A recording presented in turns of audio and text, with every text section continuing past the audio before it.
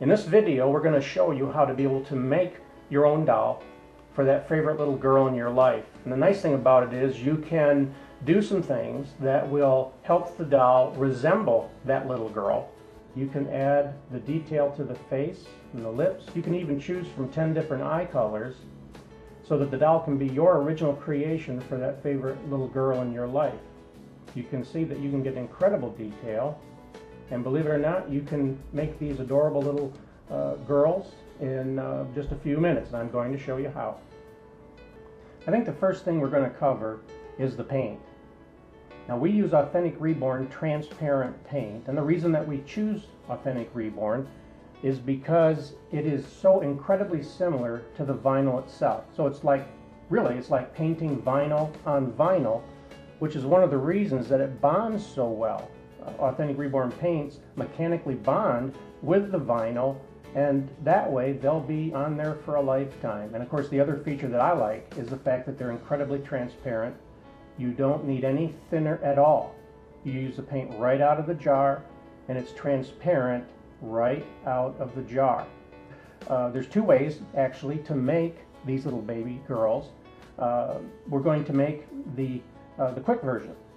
So it only takes a few minutes and it looks gorgeous. And then later on in the next few weeks, we will begin a series on an artist version that will be much more detailed and will be lots of fun as well. But this will give you a chance to make something for that special little girl in your life, something that she'll treasure because it's something you made for her, and that's something you can't get at the store downtown. So let's get started. We're using Authentic Reborn transparent blush. And the first thing you always want to do with any kind of paint, as well as Authentic Reborn, is you want to stir it. The reason you stir it is that you want all of the ingredients, all the pigments, everything involved that makes it so effective as a paint blended together, and it gives you the very best effect. And then tomorrow morning you start over again. I would stir it then as well. We're going to put some on the palette. And to give you an idea how much paint I actually put on there, I'm going to take a penny here. I'm going to lay it right down next to it, and you can see that the dot of paint is roughly a quarter the size of the penny, hence the term a quarter penny's worth of paint. And as we talk about that later on in the lesson, you'll think about the size of the paint dot compared to a penny. Now what I'm going to do is I'm going to spread the paint out on the palette using what we call a beaver tail palette knife. I'm going to lay the palette knife down in front of, not on, but in front of the paint dot, and I'm going to bend it and just pull like that. It's that simple. Now we're going to use the mushroom sponge tool to apply the blush to our little girl. And the way we use it is we take the sponge, and in a pouncing action, I'm lightly pouncing, almost like a pogo stick, up and down on this paint. And you can see that I'm literally bouncing across the surface. Okay, the sponge is loaded. I'm going to pick up our little girl, and I'm going to start pouncing a little bit on this cheek. I'll turn it a little bit on this cheek the same way. And the reason we do it that way is so that the amount of blush, the depth of the blush color, is the same on both sides. It's equal. And as we run out of paint, of course, we can reload the sponge by pouncing on the paint. And I'll go back here again. And in every case, I'm just simply trying to balance it out. And what the sponge does for you is it gives the blush not just a red dot on the little girl's face, but it gives skin texture. The way that the mushroom sponge is designed is we have little skin texture dots on her skin. And so it gives it a very real look, and it's not hard to do at all. Just a little color to her face, a little charm. Now we can also add it to a couple other places. Again, I'm going to load the sponge. I'm just going to put a little bit across the forehead. It can be a little splotchy if you want, because these kids' skin can be really smooth, or it can be a little a little uneven. That's very normal for a youngster. You can see what I've done there on the forehead. Now what I'm going to do, I'm going to go back and load it again. I'm going to put a little in the ear. I'm really pouncing around the entire ear, but most of it I'm hitting on the rim. I would do the same thing on the other side. And again, you can just see that I'm pouncing up and down on it. Okay, you can see how this has added. And we'll just close in again here for you. You can see it really adds a lot of depth. It really begins to bring her to life. This is why I enjoy making a doll for my little granddaughter, Ajalyn. And she will love this little girl. Now, last, one of the things you can do, that I like to do, put a little bit on the nose, put a little on the chin.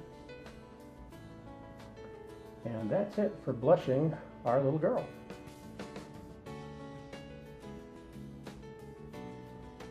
Now we're ready to move on to the lip paint, and as you can see, I'm already stirring it, getting it ready.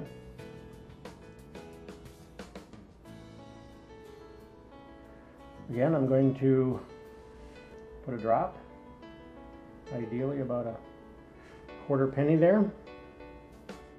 We will then take a beaver tail palette knife, and I'm going to do the same thing. I'm just simply going to pull it like this and lay my knife down, and then I'm going to use a brush set here. This is our mini brush set.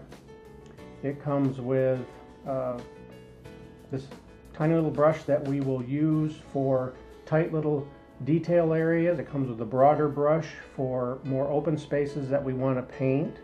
And what we're going to do is we're going to start with the bigger of the two brushes.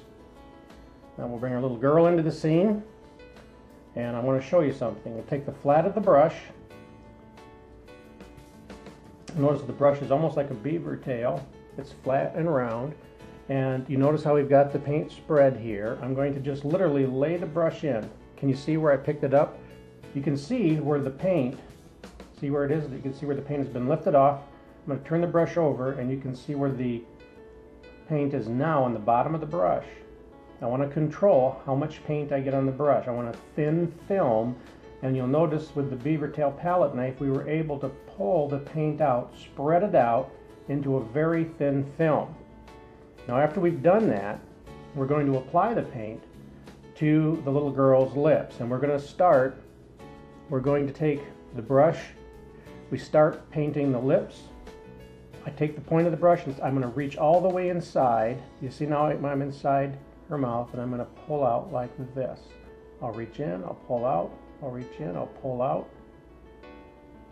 And I'm just continuing to do that.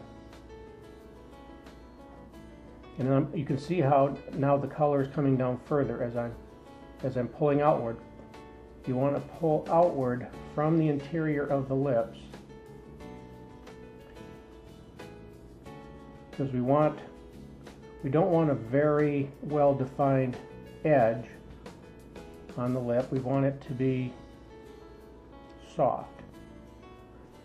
You can see here, see that bottom lip? Where it starts and where it ends is a gentle line. And the line is just barely there, but you can tell where the lip color ends.